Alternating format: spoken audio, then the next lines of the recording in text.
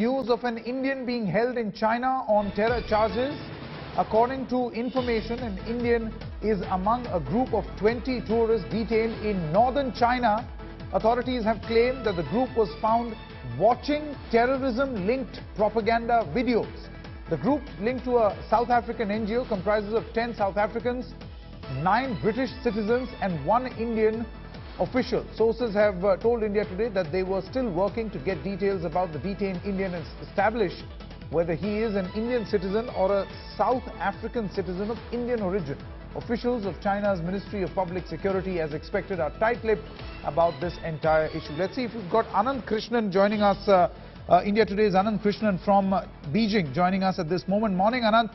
Can you fill us in with more details about this Indian at this moment? I believe some of the people have been released also, but not this Indian.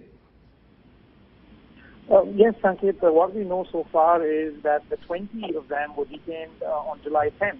And the relatives say that so far they haven't been formally charged with any crime. And the usual practice is, if they are charged, the Chinese Ministry of Public Security would notify the Indian Embassy. So far the Indian Embassy hasn't been given any such notification. So the thinking is that they're trying to verify both the exact details of the case and also to ascertain his nationality. Now, they haven't been formally charged, but what the relatives have been told is that the Chinese say they were watching propaganda videos in their hotel room. And the Chinese have also questioned why they were on a 47-day-long tour of China. They are linked to a South African NGO. So in recent months, China has been waging a crackdown on Islamic groups. They've been very sensitive on these kind of matters. So it could be that the Chinese authorities maybe have jumped the gun. Okay. Anand, please do stay on with us. Let me quickly get in Smita Sharma also at this moment, Deputy Editor, joining us from New Delhi. Smita, do we know about who this Indian actually is? Is the Ministry of External Affairs in touch with the Chinese authorities? Well, at the moment, they do not have much information. I've tried getting in touch with both, of course, the Indian Embassy in China as well as the Ministry of External Affairs here and also the Chinese Embassy in India. While the Chinese Embassy, of course, is tight-lipped about passing out information, but as far as the Indian Ministry of External Affairs sources are concerned, they seem to suggest that they have only learnt about this report through media itself, and that no family member per se of this arrested person has contacted them. So they are yet to ascertain the details about this individual, whether this individual really is from India or, as reports suggest, could be a South African of Indian origin, because as per protocol, of course, once they are certain that, they will be provided consular access to get in touch with the individual.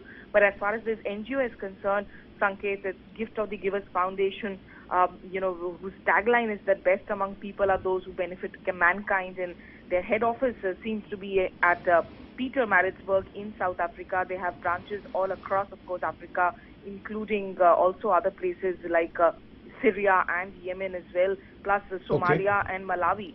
So it is a well spread out NGO. Now we are trying to get in touch with the NGO as well to maybe see if they can provide us some information. But for now, not much really trickling in. Absolutely. And Anand, you were mentioning the point. Anand, you were mentioning the point that some of these tourists have in fact been released as well. So one really wonders, what were the charges against the ones who were released and the ones who are still detained?